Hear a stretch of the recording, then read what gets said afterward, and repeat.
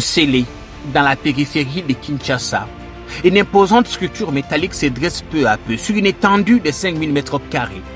Ce site, en pleine effervescence, sera bientôt le tout premier atelier national de confection des tenues militaires et policières. Fini les uniformes venus d'ailleurs. Désormais, le Congo habillera ses forces chez lui, par lui et pour lui.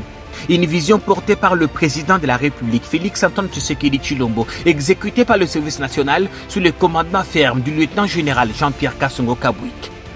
Ce mercredi, le général était sur le terrain, bottes poussiéreuses et vif pour inspecter personnellement l'avancée des travaux.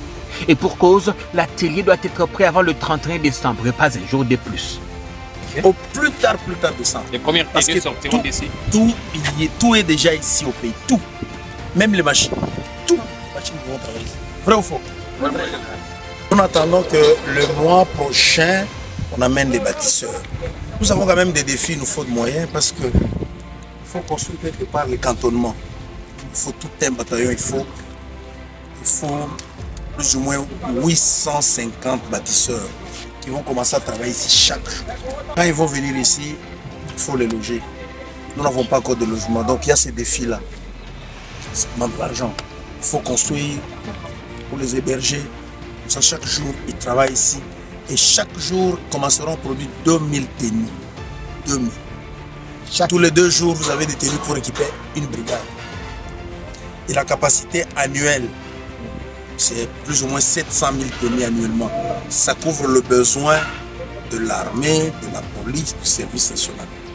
Pas une seule tenue, 2 tenues ou 3 tenues par personne par année. Tous les matériaux sont déjà disponibles à Kinshasa. Plus d'excuses, plus d'attentes. Les équipes galvanisées finalisent le montage des fers métalliques, posent les pannes, puis viendront les tôles et enfin le mur d'enceinte. Cet entrepôt n'est pas qu'un simple bâtiment, c'est un acte politique, un bras d'honneur à la dépendance étrangère, une réponse à ceux qui doutent de la capacité congolaise à produire pour elle-même.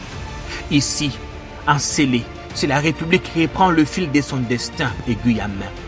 Ce projet n'est pas qu'une infrastructure, c'est une déclaration. Il affirme que la RDC choisit de produire ce qu'elle consomme, de défendre ce qu'elle incarne et de bâtir par ses propres mains les fondations d'un avenir où la souveraineté ne sera plus un simple slogan, mais une réalité tangible.